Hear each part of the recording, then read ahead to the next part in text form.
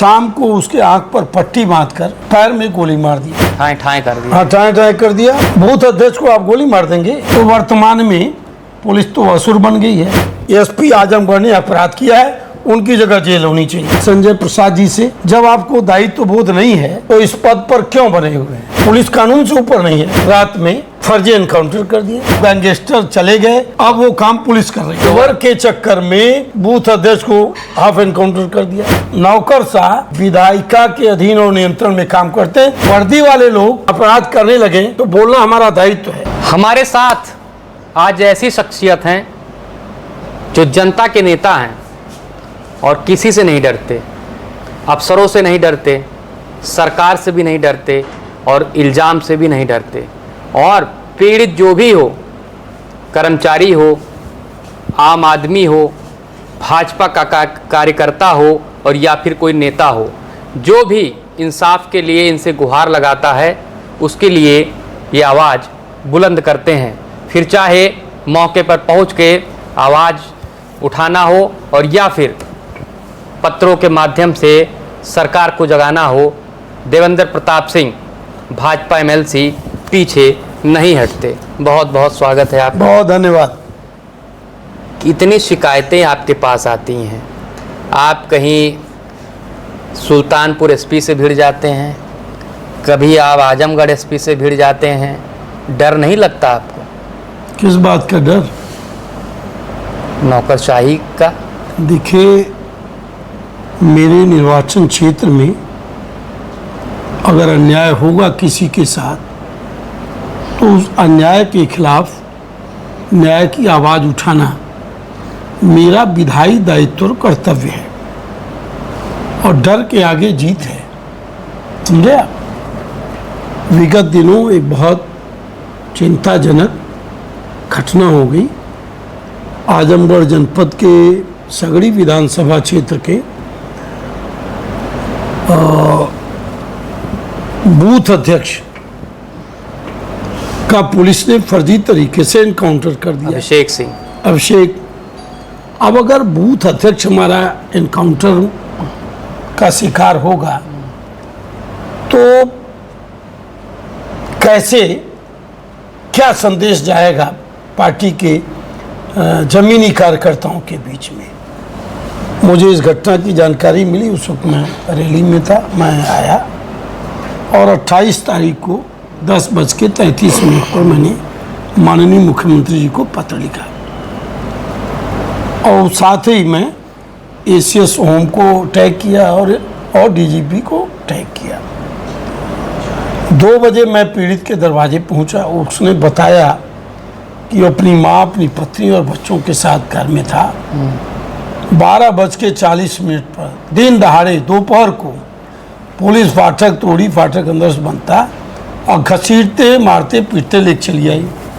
पहले एक गाँव के ही किसी आदमी के पास ले गई, फिर उसके बाद कोतवाली ले गई।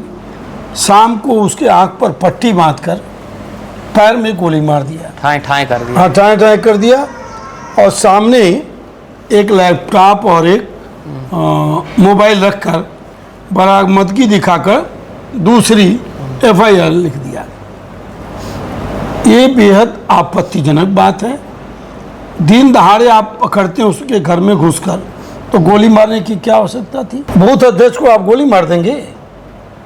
मैं अनीति के खिलाफ हूँ, अन्याय के खिलाफ हूँ, अधर्म के खिलाफ, पुलिस के खिलाफ है। जो अन्याय करे, जो हर अन्यायी के खिलाफ हूँ।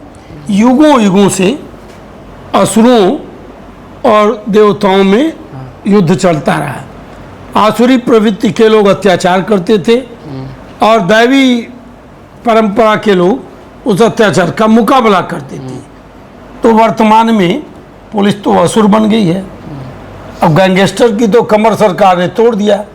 अब ये जो है अत्याचार की पराकाष्ठा पर पहुंच गई है। पुलिस इंद्र वाले रोल में आ गई है क्या? नहीं, पुलिस तो असुरों का काम कर रही है, अत्याचार कर रही है। तो देवता रक्षक ही तो है पुलिस। अत्याचार कर रही है, अनाचार कर रही है, अन्याय कर रही है। रक्षक तो भक्षक बन गया। लेकिन पुलिस ने तो दिखाया होगा। जो आपत्तिजनक बात है, सबसे गंभीर आपत्तिजनक बात यह है, मैं 2 बजे उसके दरवाजे से ही एसीएस होम को फ़ोन किया तो उन्होंने कहा मुझे इसकी कोई जानकारी नहीं है। एसीएस होम का पद बहुत संवेदनशील पद है और अगर किसी व्यक्ति को अपने पद का दायित्व तो बोध नहीं है तो मैं पूछना चाहता हूं श्रीमान संजय प्रसाद जी से, जब आपको दायित्व तो बोध नहीं है तो इस पद पर क्यों बने हुए हैं?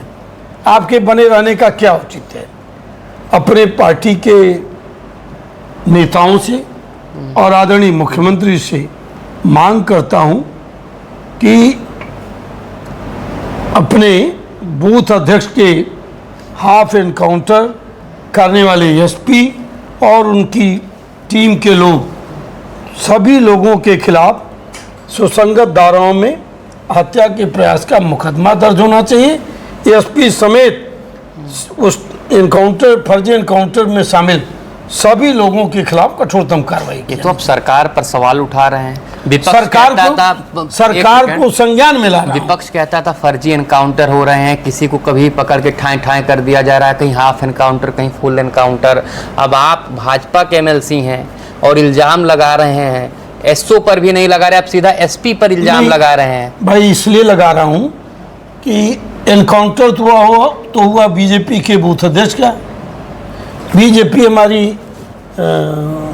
हमारा संगठन है, हमारे बूथ अध्यक्ष को गोली मारी जाएगी पुलिस द्वारा और मैं चुप रहूंगा? हो सकता है पुलिस को लगा हो कुछ गलत किया हो। नहीं, पुलिस को लगा है, पुलिस को कानून से ऊपर नहीं है, पुलिस कानून से ऊपर नहीं है।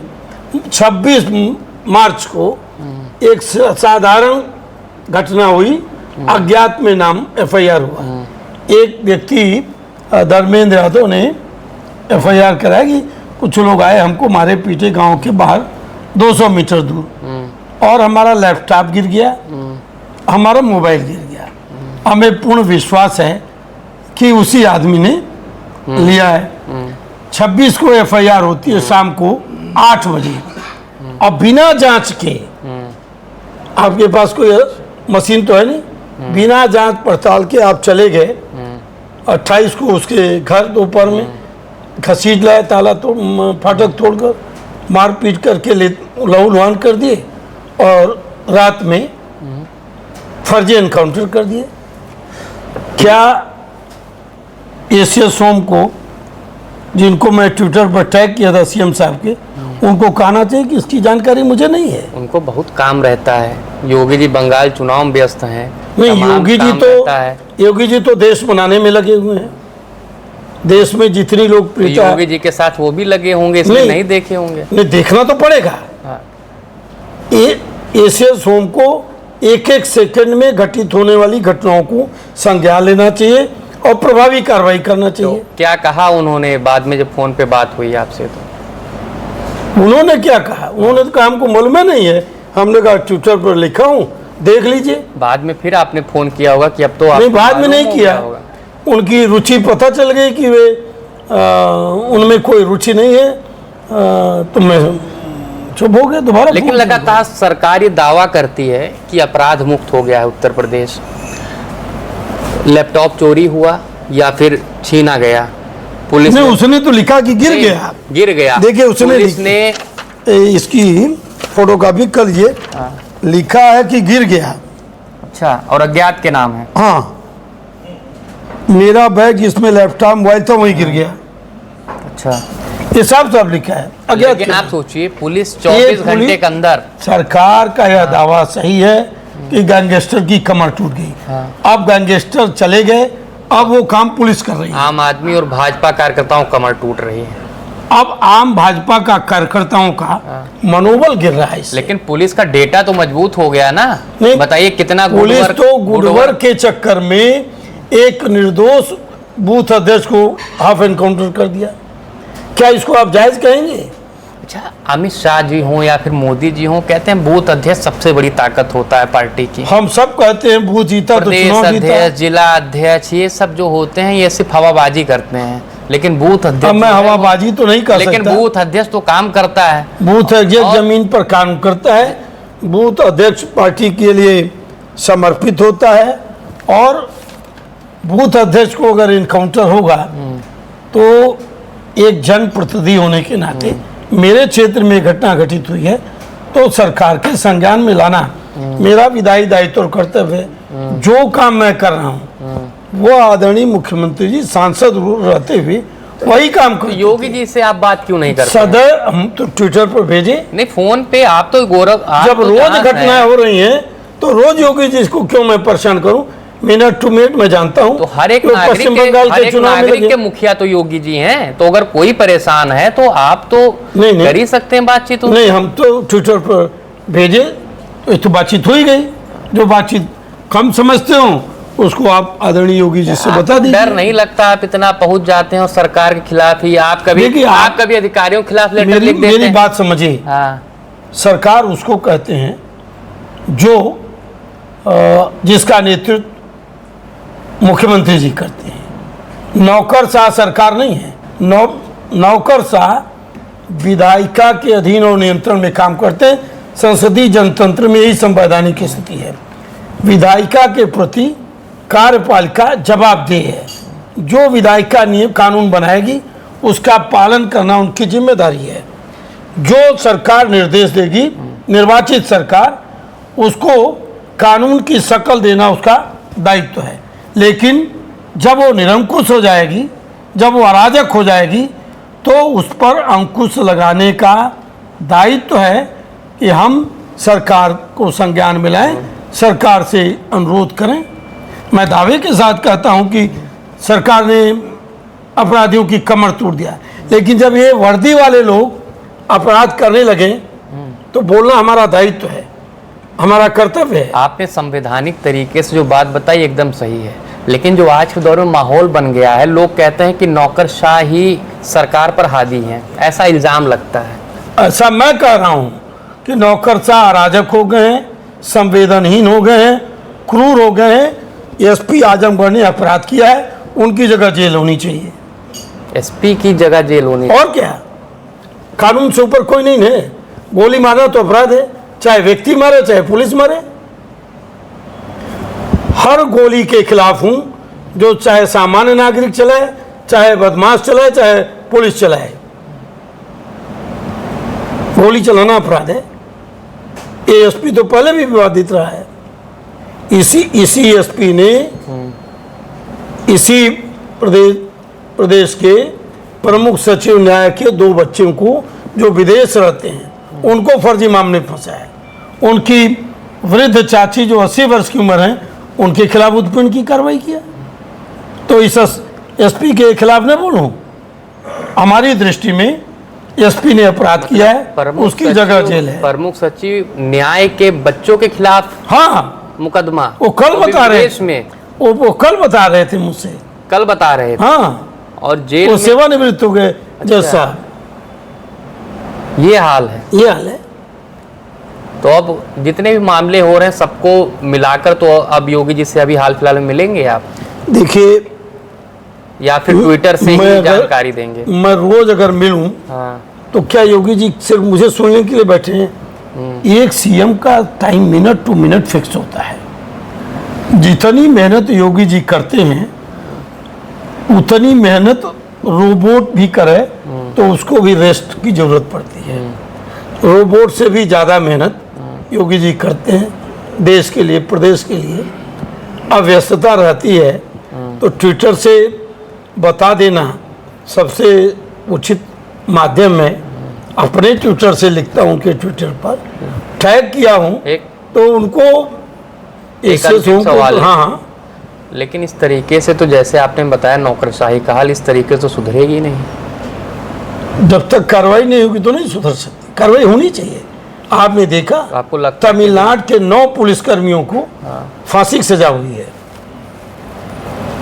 पिता पुत्र की कोरोना के दौरान केवल इसलिए पीट पीट कर हत्या कर दिया था पुलिस ने कि वो कोरोना के दौरान लॉकडाउन में दुकान खोले थे। 9 पुलिसकर्मियों को फांसी की सजा हुई है।